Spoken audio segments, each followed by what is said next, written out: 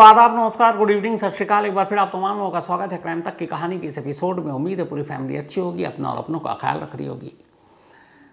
जो माँ बाप हैं या जिनके छोटे बच्चे हैं, उनसे गुजारिश है कि आज उनसे कहिए छोटे बच्चे ये कहानी ना सुने। शायद मुझे पहले भी कई कहानी में ऐसा बोलना चाहिए, लेकिन भूल जाता हूँ, पर आप ही लोग, हमारी क्राइम तक फैमिली मेम्बर ने याद दिलाया, इसीलिए मैं ये गुजारिश कर रहा हूँ। उसकी वजह यह है कि जो आज की कहानी है वो शायद हर माँ बाप को झकझोर देने वाली कहानी है। हम सभी ये सुनते आए हैं, ये कहा जाता है, ये महसूस करते हैं कि एक माँ बाप के लिए अपने सारे बच्चे बराबर होते हैं। और इसमें कोई बुराई नहीं है कि कुछ बच्चे ऐसे होते हैं कि जिनको थोड़ा सा लाड प्यार ज़्यादा मिलता है। मेरे घर में भी ऐसा मेरे साथ हुआ है। हमारा जो सबसे छोटा भाई है वो शायद सबसे ज़्यादा लाडला था मेरे फादर का, लेकिन जो मेरी अम्मी थी शायद वो मुझे ज़्यादा मानती थी, तो बराबर हो गया। और मुझे लगता है हर घर में ऐसा होता है कि जिनके एक से ज़्यादा बच्चे हों, उनमें से कोई एक थोड़ा सा उसको ज़्यादा आप देखेंगे कि प्यार करते हैं, और इसमें कोई बुराई नहीं है। 5 उंगलियां भी एक जैसी नहीं होती, लेकिन फिर भी अगर इस प्यार के बंटवारे पर कोई बच्चा ये शक करे कि माँ या बाप उससे ज़्यादा प्यार करते हैं, मुझे तो मानते नहीं, तो ये गलत है, ये नज़रिया ही गलत है। माँ बाप के लिए सारे बच्चे बराबर होते हैं। कभी कभी किसी से थोड़ा सा ज़्यादा प्यार उन पर आता है, लेकिन अगर माँ बाप के हिस्से का प्यार किसी बच्चे के हिस्से में कम आए, उसे ऐसा लगे, तो क्या वो अपने माँ बाप को ही मार डालेगा? दिल्ली के एक घर से ऐसी एक कहानी आई है, एक ऐसी कहानी जिसे सुनकर हर माँ बाप सिहर उठे। 20 साल का लड़का है वो, और उस 20 साल के लड़के ने जो किया उसके बारे में क्या कहूँ।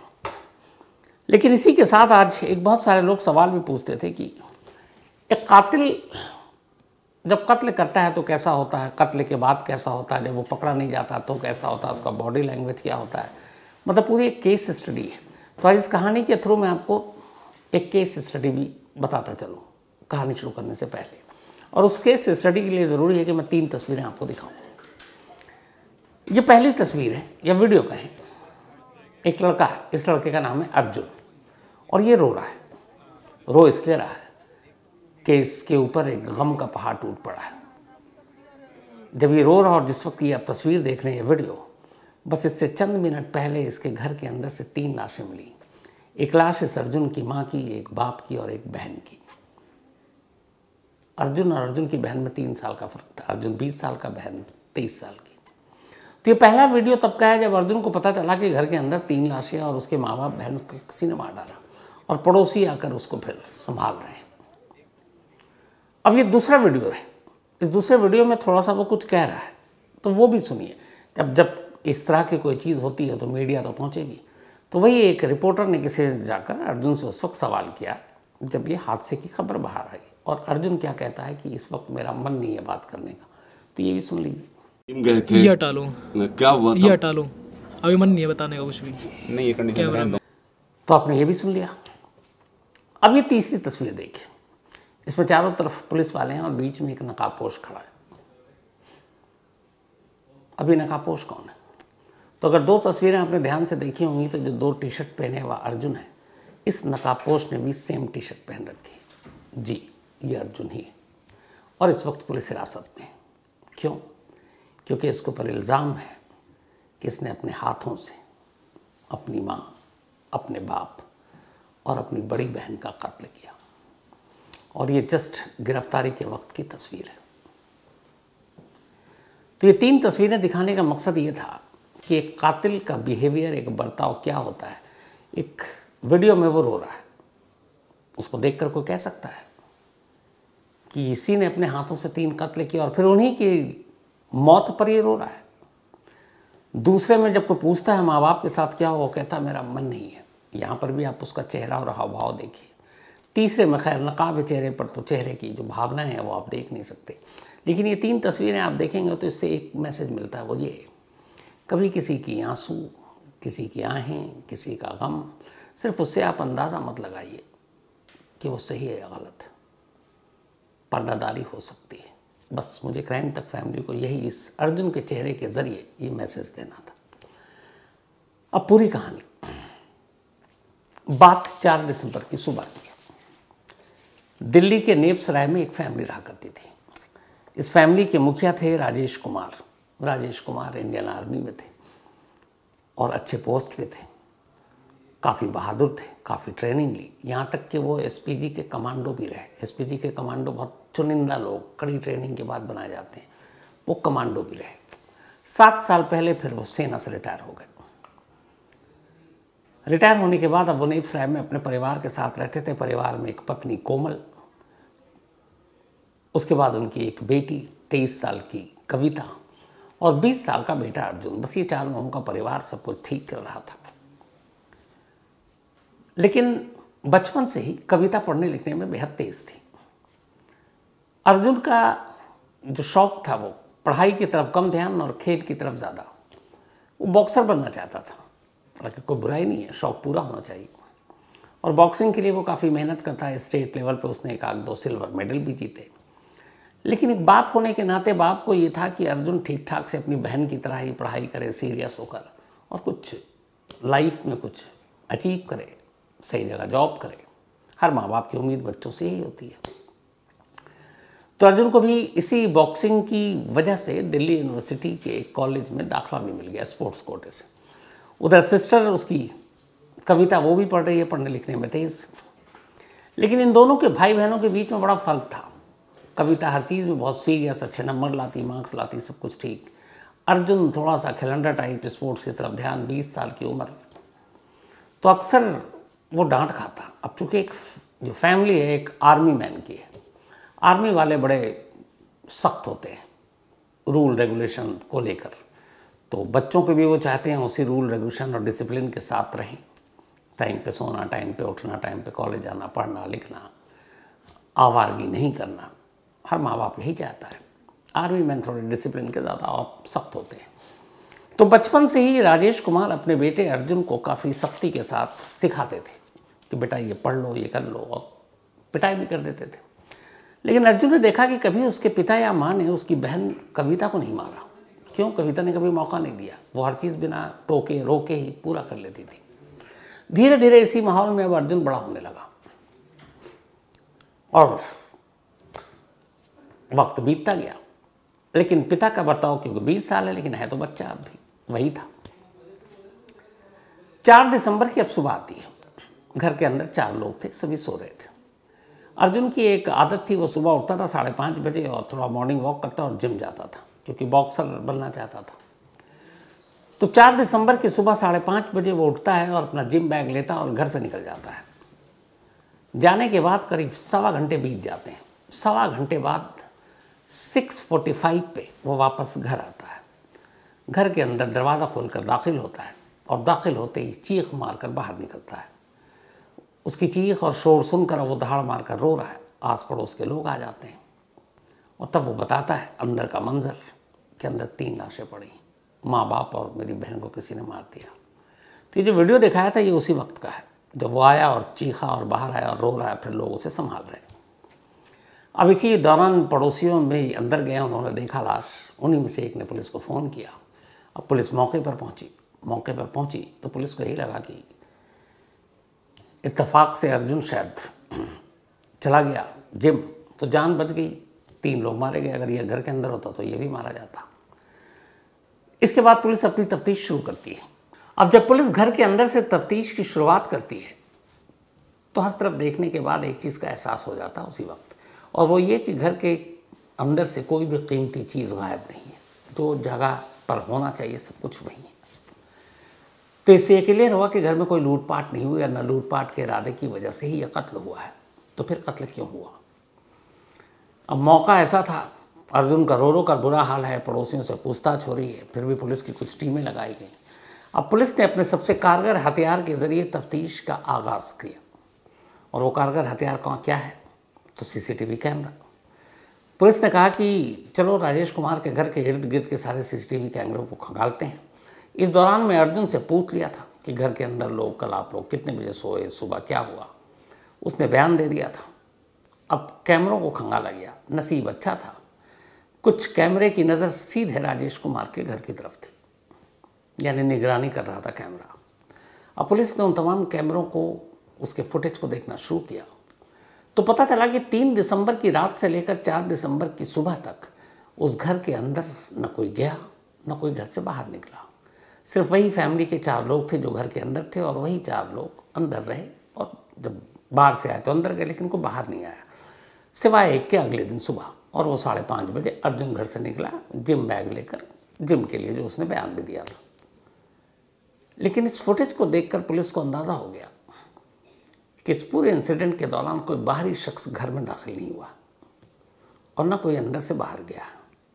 घर के अंदर 4 लोग, 3 की मौत, 1 जिंदा।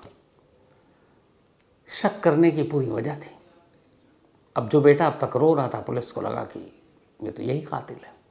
लेकिन सिर्फ कैमरे के बलबूते पर यकीन कर लेना कि यह कातिल है, और अगर वो न निकले और ऐसे माहौल में आप जिसके माँ बाप और बहन की मौत हो गई और उसे पकड़ कर आप ले जाएं, तो फिर सोसाइटी, पड़ोसी, रिश्तेदार जीना हराम कर देंगे पुलिस का। तो इस बात का भी एहसास था। पुलिस ने थोड़ा सा धैर्य रखा और कहा कि चलो और तफ्तीश करते हैं, क्योंकि ये क्लियर था कि घर के अंदर कोई बाहरी शख्स तो गया नहीं 3 दिसंबर की रात से 4 दिसंबर की सुबह तक। और अगर अर्जुन कातिल है तो फिर वजह क्या हो सकती है? तो सबसे पहले पुलिस ने बड़ी खामोशी से पड़ोसियों से, रिश्तेदारों से पूछताछ शुरू की। जब पूछताछ शुरू की तो केंद्र में अर्जुन ही था और उसका रवैया।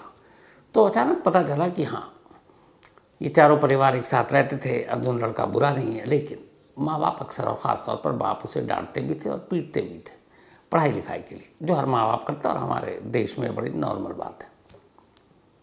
तो बस ये एक पॉइंट था।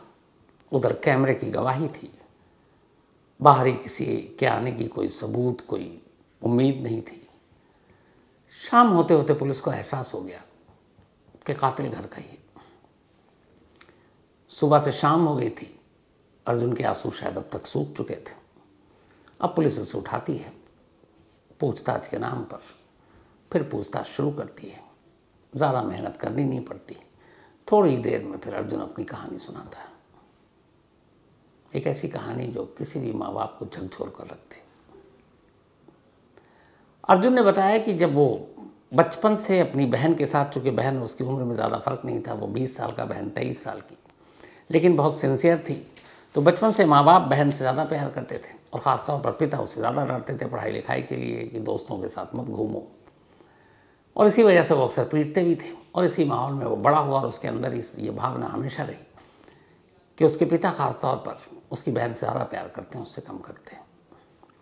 वो बॉक्सिंग में अपना करियर बनाना चाहता था। पिता का ये कहना था कि बॉक्सिंग से कुछ होगा नहीं, स्पोर्ट्स में बॉक्सिंग का इतना कोई हमारे यहाँ स्कोप नहीं है, पढ़ाई लिखाई करो, मैं तो सेना में जाओ या फिर कोई अच्छी जॉब करो। और अर्जुन बॉक्सर बनना चाहता था। इस चीज़ को लेकर बाप और बेटे के बीच में एक झगड़ा था, जिसकी वजह से वो अक्सर डांट खाता और पिटाई भी खाता। 20 साल का होने के बावजूद अर्जुन के पिता उस पर कई बार हाथ उठा देते थे। तो इसी माहौल में, और ये कि इस प्यार का बंटवारा हो रहा है, बहन को ज़्यादा ध्यान मिलता है, ज़्यादा दुलार मिलता है, मुझे कम मिलता है, वो बड़ा होता गया। पर अभी सब कुछ नॉर्मल था। हर घर में एक बाप बेटे या माँ बच्चों में होता है। लेकिन फिर आई 2 तारीख, 2 दिसंबर। 2 दिसंबर को कोमल का, वो कविता का, जो अर्जुन की बहन है, 23वां बर्थडे था, 2 दिसंबर को, यानी अभी 3 दिन पहले। अब माँ बाप की लाडली, घर में बर्थडे मनाया गया, केक वेक मंगाया गया, कुछ रिश्तेदार आए, कुछ पड़ोसी आए और सभी ने विश किया। अब वो देख रहा है अर्जुन की सभी उसकी बहन को कितना प्यार कर रहे हैं। और इत्तेफाक से उसी बर्थडे के दिन फिर उसे ताना खाने को मिला कि देखो, बहन से सीखो, कुछ करो।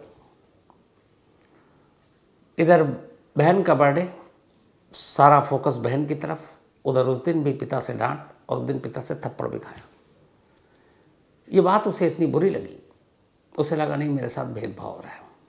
अपनी बहन के जन्मदिन के दिन ही उसने तय कर लिया कि मैं अपने पिता को मार दूंगा। लेकिन अब तक सिर्फ तय किया था बाप को मारने का। 2 दिसंबर बहन का बर्थडे। इसके बाद रात को वो सोच रहा है अब कि मारना तो है। फिर सोचता है कि अगर मैं सिर्फ बाप को मारूंगा तो फिर माँ जो है वो शायद मुझसे नफरत करेगी, मेरे साथ तो रहेगी नहीं। तो उसने कहा फिर 1 कत्ल क्यों, 2 कत्ल करता हूँ, बाप के साथ माँ को भी मार देता हूँ। अब उसने ठान लिया कि 1 नहीं 2 कत्ल करूँगा। लेकिन कब? अब उसने तारीख सोचनी शुरू की और उसी रात 2 दिसंबर की रात उसने तारीख चुन ली। उसने कहा 4 दिसंबर को मारूंगा, 3 दिसंबर की 12 बजे के बाद रात को। अब 4 दिसंबर क्यों चुना उसने? बहन के बर्थडे के दिन उसने तय किया कि अपने माँ बाप को मारना है, और माँ बाप के मरने की जो तारीख उसने तय की वो 4 दिसंबर तय की, वो इसलिए कि 4 दिसंबर को उसके माँ बाप की मैरिज एनिवर्सरी थी। अब आप देखिए, एक बेटा बहन के जन्मदिन के दिन मौत की प्लानिंग कर रहा है अपने ही माँ बाप की, और उनके मौत का दिन मुकर्रर कर रहा है वो तारीख जो उनकी शादी की सालगिरह है। अब ये दोनों चीज़ वो तय कर चुका। अब 2 से 3 दिसंबर आ गया। पूरे 3 दिसंबर तक अब वो सोचता रहा कैसे क्या करना है, और घर में है और बेहद नॉर्मल पिता से जो बात होती है वैसे ही माँ के साथ खाना खाना, थोड़े बहुत मजाक, बहन के साथ भी हंसी मजाक बातचीत, और जो अंदर उसके चल रहा है वो जाहिर नहीं कर रहा है। अब वो सोच रहा है कि ठान तो लिया, मारूं कैसे। तभी उसे याद आया कि उसके पिता चूँकि एसपीजी में भी रहे, आर्मी में भी रहे, उनके पास एक सर्विस नाइफ थी, जैसे सर्विस रिवॉल्वर होता है, एक सर्विस नाइफ जो बेहद तेज़। उसे ये भी पता था कि उसके पिता एनएसजी में कमांडो रहे, काबू में करना मुश्किल होगा, तो क्या करें। उसे तय किया कि वो जब गहरी नींद में होंगे तो उन्हीं के सर्विस नाइफ से वो उन्हीं के गले पर एक जोर का ऐसा वार करेगा कि बचने का कोई मौका ना मिले और फिर जद्दोजहद का भी कोई मौका या गुंजाइश ना छोड़े। फिर वो उठा और सर्विस नाइफ जहाँ रखी थी चुपचाप से उठाया, अपने कब्जे में रख लिया। पूरा 3 दिसंबर घर में गुजारा नॉर्मल। 2 दिसंबर की शाम से 3 दिसंबर 2 दिन बीत गए और पूरे घर में किसी को भनक नहीं कि उसके मन में चल गया रहा। 3 दिसंबर की रात आई। 3 दिसंबर की रात आई, धीरे धीरे करके जब 12 बजे पूरा परिवार सो गया। चूँकि आर्मी बैकग्राउंड से थे तो राजेश कुमार थोड़ा जल्दी सो जाते थे। बहन ग्राउंड फ्लोर पे सोई, माँ और बाप फर्स्ट फ्लोर पे सो रहे थे, और ख़ुद अर्जुन भी ग्राउंड फ्लोर पे सोता था। अब उसकी आंखों में नींद नहीं है, सर्विस नाइफ उसके पास है, इंतज़ार कर रहा है वो सबकी गहरी नींद में जाने का। और अभी तक तय है कि उसे 2 कत्ल करने हैं, एक पिता का एक माँ का। बहन को वो नहीं मारना चाहता। उसने कहा बहन की कोई गलती नहीं है, चूँकि उम्र में भी ज़्यादा फर्क नहीं था, तो उसने कहा नहीं, सिर्फ 2 कत्ल करूँगा। रात आ गई। अब अचानक रात को उसे ख्याल आया कि माँ बाप को तो मार दूंगा, बहन को छोड़ दिया तो फिर सारी जायदाद और जो भी है। अब यहाँ देखिए, एक तरफ अभी तक प्यार का बंटवारा चल रहा है, अब लालच भी आ रहा क्राइम में कि अगर बहन को छोड़ दिया और फिर तो मैं मान लो कभी पकड़ा गया तो ये तो सारी चीज़ इसके हिस्से में चली जाएगी, और मैं बहन को भी मार दूँ तो फिर हर चीज़ जो माँ बाप की है वो मेरे हिस्से होगी, अकेला वारिस में ही होऊंगा, पकड़ा जाऊंगा नहीं क्योंकि कोई शक नहीं करेगा। हर कातिल यही सोचता है। तो जिस बहन को उसने मारने की ठानी नहीं, ऐन वक्त पर जब वो कत्ल करने जा रहा है तब उसके दिमाग में आया नहीं, सिर्फ माँ बाप को नहीं, पहले उसने सिर्फ बाप का सोचा, फिर माँ का सोचा, और उसके बाद आखिर में अब उसने तय किया कि नहीं, माँ बाप के साथ बहन को भी मार दूंगा ताकि कोई बचे ही नहीं और फिर सब कुछ मेरा हो। तो मोहब्बत में हिस्सेदारी, अब प्रॉपर्टी की हिस्सेदारी पे बात आ गई। अब उसने ठाना कि 3 कत्ल करना है, और कमाल देखिए कि जैसे उसने तय किया कि बहन को ही मार दूंगा, तो उसने कहा चलो बहन से ही शुरुआत करते हैं, क्योंकि वो ग्राउंड फ्लोर पे था। और उसने पहला कत्ल अपनी बहन का किया। उसी सर्विस नाइफ से गले पे वो चाकू घुमा दिया, कोई आवाज़ नहीं आई। थोड़ी देर रुका रहा, फिर ऊपर गया। जब ऊपर गया दबे पाँव, तो अचानक उसने देखा कि बेडरूम में सिर्फ उसके पापा सो रहे हैं। उसने ध्यान दिया तो देखा बाथरूम की लाइट जल रही है। समझ गया कि माँ बाथरूम गई है। उसी मौके का उसने फ़ायदा उठाया। पिता के बेडरूम में जाकर, उसे पता था कि अगर ज़रा सा मौका दूंगा तो फिर जीत नहीं पाऊंगा। हालांकि ये भी बॉक्सर था, लेकिन वो कमांडो रहे थे। उसने वही सर्विस नाइफ अपने ही पापा का पूरी ताकत से दूसरी बार एक गले पे घुमाया। कोई मौका नहीं मिला, इस बार भी कोई आवाज़ नहीं आई। 2 कत्ल हो चुका था, अब बारी तीसरे और आखिरी कत्ल की थी। उसे पता था माँ बाथरूम में है। वो बाथरूम के दरवाजे के बाहर किनारे होकर खड़ा हो गया और इंतज़ार करने लगा अपनी माँ का। थोड़ी देर के बाद दरवाज़ा खुलने की आवाज़ आई, माँ बाहर आई। तीसरी बार उसने झटके में वही चाकू अपनी माँ के गले पर घुमाया। फिर कोई आवाज़ नहीं आई।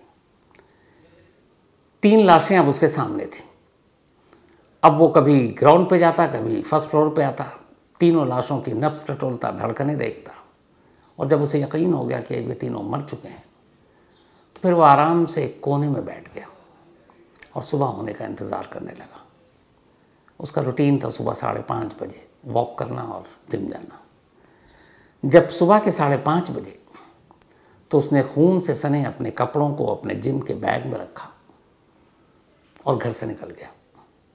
घर से जाने के बाद मॉर्निंग वॉक के नाम पर वो एक जगह पे छोटी सी नदी नेप्सराय के पास, वहाँ उसने झाड़ियों में वो कपड़े फेंक दिए। उसके बाद वहाँ से जिम गया, 1.25 घंटे बिताए। 1.25 घंटे बाद 6:45 बजे वापस घर आया और अंदर जाकर फिर वही बाहर वो ड्रामा शुरू, वो रोने का, वो चीखने का। लेकिन फिर पकड़ा गया। माँ बाप के हिस्से का प्यार बच्चों में बराबर बराबर बढ़ता है, ये हम सब जानते हैं। लेकिन अगर बच्चे के मन में ये बात आ जाए कि माँ बाप भेदभाव करते हैं तो फिर क्या किया जाए। ऐसा होता नहीं जो मैंने शुरू में कहा। कई बार कुछ बच्चों से हम ज़्यादा प्यार दिखाते हैं, जताते हैं, लेकिन इसका ये मतलब नहीं है कि माँ बाप के लिए बाकी बच्चे उतने अहम या उतने प्यारे नहीं हैं। हर एक माँ बाप के लिए, जो माँ अपने बच्चों को 9 महीने कोख में रखकर तमाम दुख तकलीफ मुसीबत उठाकर जन्म देती है, वो माँ किसी बच्चे के साथ कैसे भेदभाव कर सकती है? नहीं कर सकती। ये हो सकता है जो बार बार कह रहा हूँ, थोड़ा बहुत प्यार में कम ज़्यादा, लेकिन बच्चा ये सोचकर अपने माँ बाप को ही मार डाले, क्या ही बोलूं। इसीलिए मैं नहीं चाहता था कि ये कहानी बच्चे सुने, और अगर किसी ने गलती से सुन ली है तो मेरी उनसे यही गुजारिश है कि कोई भी माँ बाप अपने बच्चों के बारे में कभी बुरा नहीं सोच सकते। कई बार होता है माँ बाप डांटते हैं। मुझे पता है मैं कितना पिटा हूँ। मेरी हैंगर से पिटाई की है खुद मेरी अम्मी ने, बहुत ज़्यादा। मेरे बाकी 3 भाई में से मुझे याद नहीं है, मतलब बाकी के 2 भाई कभी पिटे भी होंगे, क्योंकि वो सब पढ़ने लिखने में अच्छे थे। मैं सिर्फ क्रिकेट खेलता रहता था, तो बहुत पिटाई खाई। लेकिन आज मुझे उस पिटाई पे अफसोस नहीं, याद आता है कि काश आज मेरे पेरेंट्स होते, आज भी मुझे पीटते तो मुझे लगता है वो दुआ जैसी होती। तो इसीलिए कभी ऐसा सोचना नहीं चाहिए। पर क्या कीजिएगा, ना मालूम कैसे कैसे क्राइम कब कब कहाँ होते हैं और मुझे आप लोगों को सुनाना पड़ता है। तो आज की कहानी में फ़िलहाल इतना ही, लेकिन चलिए आप कहानी का सिलसिला शुरू करते हैं, वही अपना रोज़ाना। आज यूसुफ खान इनका बर्थडे है, और यूसुफ खान हमारे यहाँ एक बड़े ही होनहार कैमरामैन शकील भाई उन्होंने भेजा है। तो शकील भाई, हम आप लोगों को बहुत मिस करते हैं, आपके खाने को भी मिस करते हैं, शिकारपुरी के रहम भी मिस करते हैं। और यूसुफ खान उर्फ दिलीप कुमार, हैप्पी बर्थडे यूसुफ, हमेशा अच्छे रहो, खूब नाम रोशन करो माँ बाप का, दादा का, दादी का। इसके अलावा श्वेता गौर, इनका भी आज जन्मदिन है। Happy birthday Shweta. और आपको चाहने वाले, विश करने वालों की एक लंबी लिस्ट है। ईशान, अयान, उदयवीर जी, लक्ष्मी जी, विशाल, नेहा, बहुत बहुत हैप्पी बर्थडे श्वेता। आशीष जैन, इनका भी आज बर्थडे है, तो हैप्पी बर्थडे आशीष भाई। ओम राय का भी आज बर्थडे है, तो हैप्पी बर्थडे ओम राय साहब। ये भेजा है घनश्याम राय ने। इसके अलावा वेदा गुप्ता, इनका भी आज बर्थडे है, तो हैप्पी बर्थडे वेदा जी। और ये जो है आपने जो वेदा जी नहीं बल्कि वेदा गुप्ता भी बहुत छोटी सी है। और केक भेजा आपने, बहुत खूबसूरत क्यूटी सी मैंने देखी। पायल गर्ग जी की असल में बेटिया है वेदा। और पायल जी, आप पूरे तीनों, आपके हस्बैंड, और ज़रूर आइए, आप दिसंबर में शायद आ रही हैं इंडिया, दिल्ली, पक्का आपसे मिलूँगा। तो वेदा बेटा happy birthday and thank you Payal ji. साथ ही प्रणव पांडे, इनका भी आज जन्मदिन, तो हैप्पी बर्थडे प्रणव। और ये भेजा है सुमित कुमार पांडे ने और उनके दादा दादी माँ सभी ने। इसके अलावा सविता गौर एंड हर्षद शर्मा, इन दोनों की आज मैरिज एनिवर्सरी है, तो सविता जी और हर्षद जी, आप दोनों को बहुत बहुत बधाई। Doctor GP Singh ji, thank you so much, ये अमृतसर से हैं, एंड जो भी आपने लिखा उसके लिए दिल से शुक्रिया। Nagendra Sharma, thank you so much. और अफसोस कि आप साहित्य में आए, साहित्य हस्तक में मुलाकात नहीं हो पाई। सईद अंसारी साहब को भी मैं आपका मैसेज दे दूंगा, बट कभी न कभी मुलाकात ज़रूर होगी। तो कहानी में आज इतना ही। अब आपसे मुलाकात होगी कल रात 9 बजे किसी नई कहानी के साथ। तब तक अपना और अपनों का ख्याल रखिएगा। Thank you very much.